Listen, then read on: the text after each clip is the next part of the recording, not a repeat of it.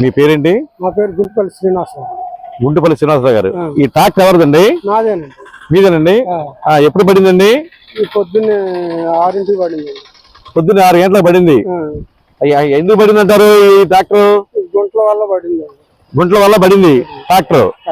ఈ గుంటలను ఎవరు బాగు చేయాలి? ఈ రోడ్లను ఎవరు వేయాలి? ప్రభుత్వం బాగు చేయాలి. ప్రభుత్వం బాగు చేయాలంటారా? ఈ రోడ్లను ఆళ్ళు వేయాలంటారా? ఈ రోడ్లు అంటే ఇట్లా ఉంటే దీనివల్ల నష్టం ఏంటి?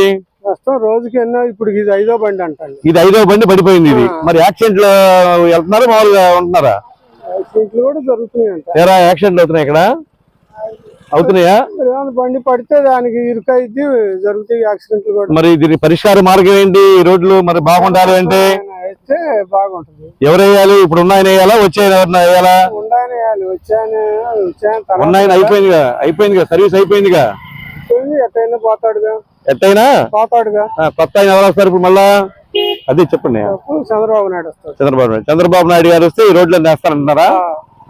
ఆయన వేసిన రోడ్లు ఇంక వచ్చినా ఒక్క రోడ్డు కూడా ಇಲ್ಲ. చంద్రబాబు నాయుడు గారు వేసిన రోడ్లు తప్ప వచ్చినా ఒక్క రోడ్డు కూడా ఎక్కడ అంటే 5 సంవత్సరాల రోడ్లు లేదు, అసలు ఏం లేదు. ఎక్కడా లేదు. వేసిన రోడ్డు ఎక్కడ ఉంటే చూస్తున్నాను. చంద్రబాబు గారు నాది ఇప్పుడు గుంటూరు జిల్లా, ఏడగోడు కాదు, గుంటూరు అమ్మటే. ఈ ట్రాక్టర్ నీదే? నాదే. నేను గుంటమ్మటి పేర్చల్ దాకా పోవాలి. ఇప్పుడు ఆడ గుంటమ్మటి బైపాస్ రోడ్ ఉంది, దాన్ని కూడా ఒక్కళ్ళు కూడా పోవచ్చు కాదు.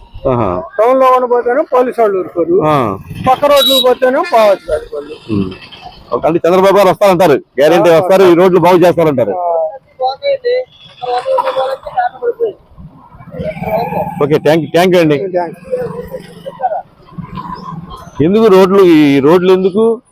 డబ్బులే కావాలి. మా రోడ్లు ఎందుకు? అవి ఉన్నాయి, మాకు డబ్బులు కావాలి. చచ్చిపోయినా కూడా మాకు డబ్బులు కావాలి. మా బళ్ళు రోడ్లు చచ్చిపోతున్నాయి.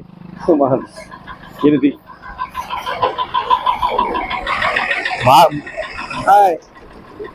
మారపోతే ఇంటి గుంటలో పెట్టి ధనం అంటున్నాయి.